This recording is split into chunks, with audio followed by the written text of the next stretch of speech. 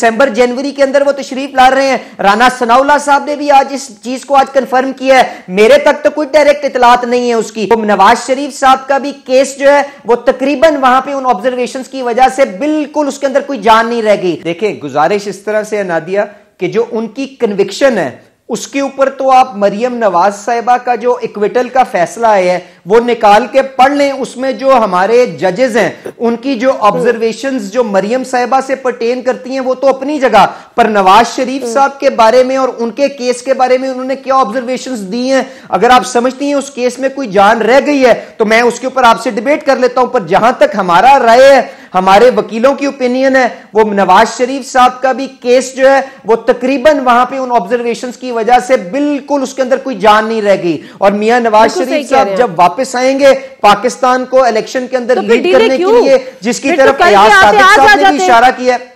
जी जी, फिर डिले क्यों?